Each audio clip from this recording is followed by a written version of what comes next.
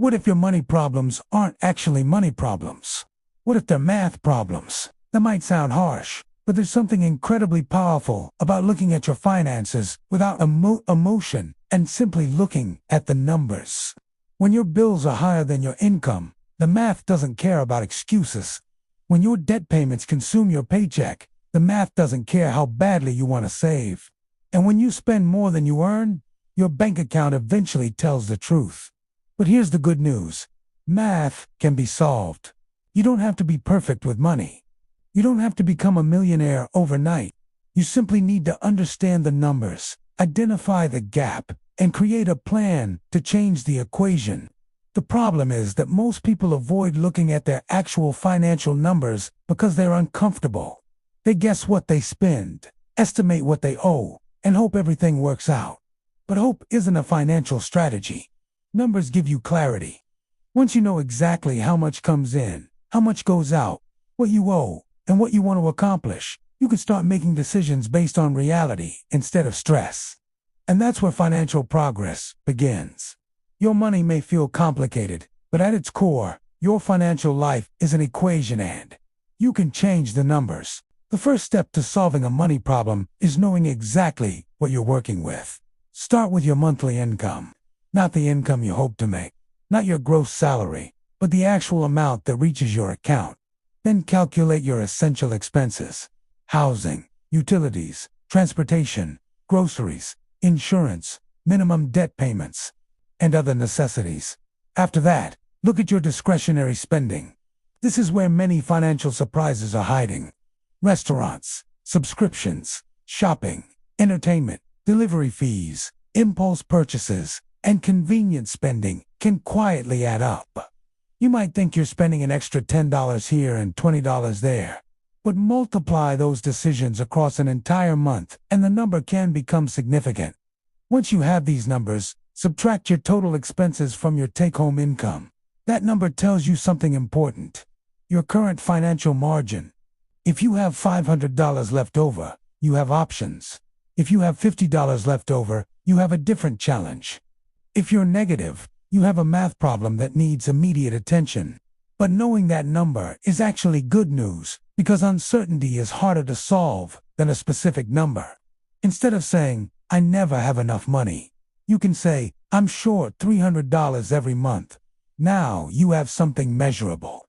And measurable problems can be attacked with measurable solutions. Once you understand your numbers, the next question becomes, which number can you change?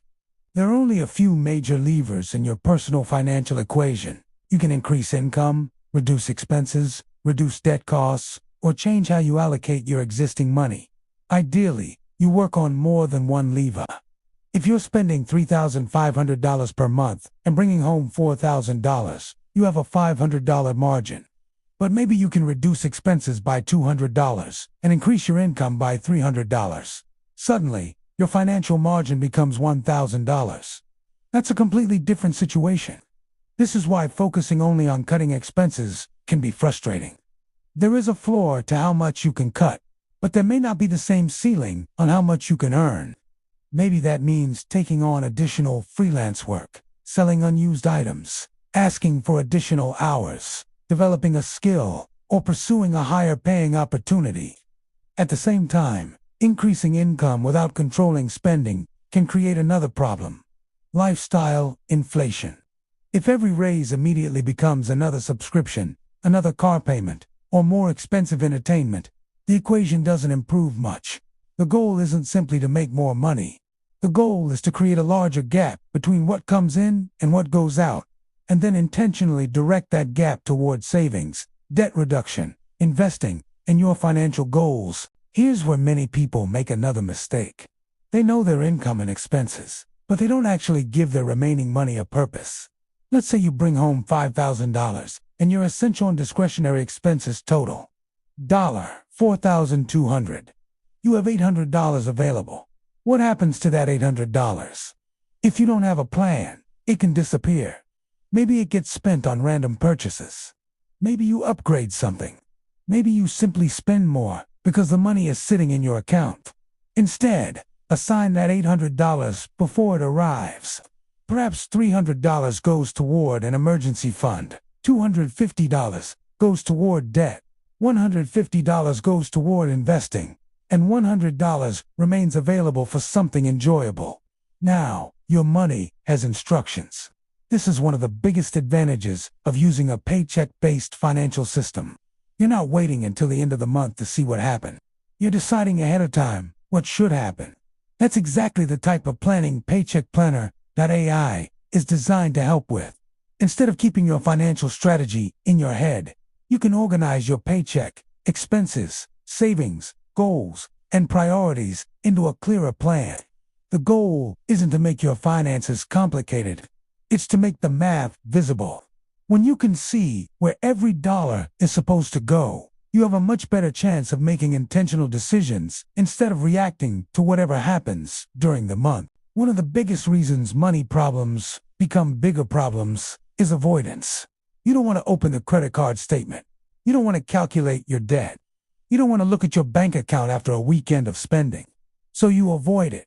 But avoiding the number doesn't change the number. In fact, it usually makes the problem more expensive. Think about debt. If you owe $10,000 and you refuse to look at it, the balance doesn't disappear. Interest continues accumulating. Minimum payments continue. Months continue passing. But if you confront the number, you can create a strategy. You can calculate the interest, determine the payment required, choose a payoff target, and start measuring progress. The same thing applies to savings. If your emergency fund is $300, don't be embarrassed by the number. Make it your starting point. Your next milestone might be $500, then $1,000, then 1 month of essential expenses. Financial progress becomes much easier when you stop judging yourself for where you are and start measuring how far you've moved. Your financial situation is not your identity. It's a set of numbers that can change. And sometimes, the most powerful financial decision you can make is simply opening the account, looking at the balance, writing down the number, and saying, okay, this is where I'm starting. So the next time you feel like your money is out of control, stop and look at the equation. How much comes in? How much goes out? How much debt do you have? How much are you saving? What is your monthly financial margin? Then ask yourself the most important question. Which number can I change? Maybe you need to reduce expenses. Maybe you need additional income.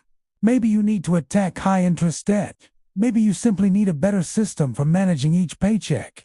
You don't have to solve everything at once. Start with one number. Improve it. Then move to the next. That's how complicated financial situations become manageable. And if you want help turning your numbers into an actual plan, visit PaycheckPlanner.ai. PaycheckPlanner.ai can help you organize your income, expenses, savings, debt, and financial goals so you can stop guessing and start seeing your progress. Your financial situation might feel emotional, overwhelming, or impossible right now. But underneath all of that is math. And math gives you something incredibly valuable. A problem you can measure, a target you can pursue, and a path you can improve. Don't run from your numbers. Use them. Because when you understand the equation, you can start changing the outcome. And we are building real financial progress, one step at a time.